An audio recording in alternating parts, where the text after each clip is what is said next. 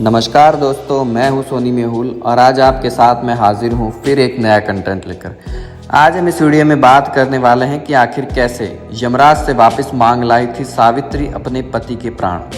आज मैं इस वीडियो में आपको पूरी हिस्ट्री बताऊंगा, तो बने रहिए मेरे साथ एंड तक इस वीडियो में। महाभारत एक ऐसा धार्मिक ग्रंथ है जिसमें अनेकों पौराणिक पात्रों के बारे में पता लगता है। इसमें कहानियों के ऐसे बहुत से संग्रह हैं। उन्हीं में से एक की कहानी है सावित्री और सत्यवान की, जिनका सर्वप्रथम वर्णन महाभारत के वन पर्व में मिलता है। ये उस समय की बात है जब युधिष्ठिर मार्कंडेय मुनि से पूछते हैं कि क्या द्रौपदी के समान कोई अन्य स्त्री भी पावन पवित्र हो सकती है, जो पैदा तो राजकुल में हुई है पर अपने पतिव्रत धर्म को निभाने के लिए जंगल जंगल भटक रही है। तब मुनि ने उन्हें बताया कि इससे पूर्व भी सावित्री नाम की स्त्री बहुत कठिन पतिव्रता का पालन कर चुकी है। मद्र देश के अश्वपति नामक का एक बड़ा ही धार्मिक राजा था, जिसकी पुत्री का नाम सावित्री था। सावित्री जब विवाह योग्य हो गई तब महाराज उसके विवाह के लिए बहुत चिंतित थे। उन्होंने सावित्री से कहा, बेटी अब तुम विवाह के योग्य हो गई हो, इसलिए स्वयं ही अपने योग्य वर चुनकर उससे विवाह कर लो। उन्होंने सावित्री को बताते हुए कहा कि धर्मशास्त्र की मान्यता के अनुसार विवाह योग्य हो जाने पर जो पिता कन्यादान नहीं करता वो पिता निंदनीय है।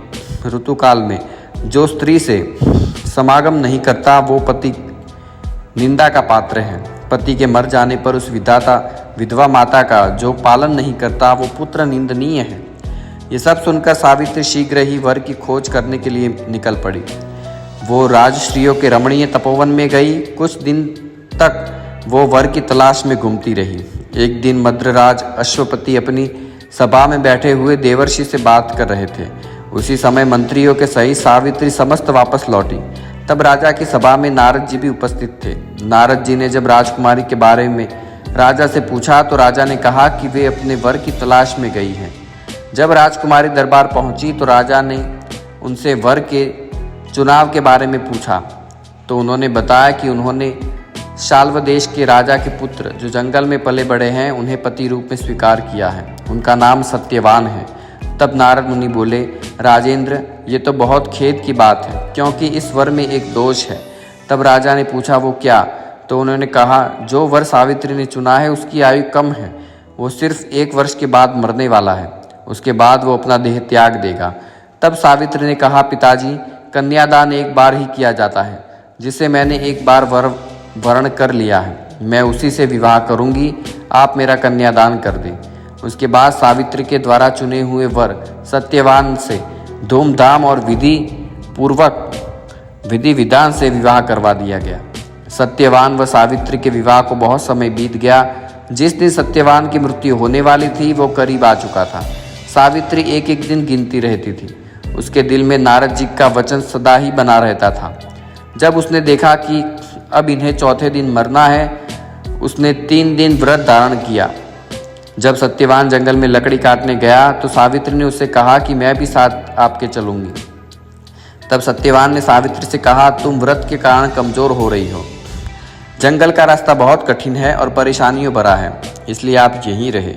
लेकिन सावित्री नहीं मानी। उसने जिद पकड़ ली और सत्यवान के साथ जंगल की ओर चल दी। सत्यवान जब लकड़ी काटने लगा तो अचानक उसकी तबीयत बिगड़ने लगी। वो सावित्री से बोला, मैं स्वस्थ महसूस नहीं कर रहा। सावित्री मुझमें बैठने की भी हिम्मत नहीं रही। तब सावित्री ने सत्यवान का सिर अपनी गोद में रख लिया। फिर वो नारद जी की बात याद करके दिन व समय का विचार करने लगी।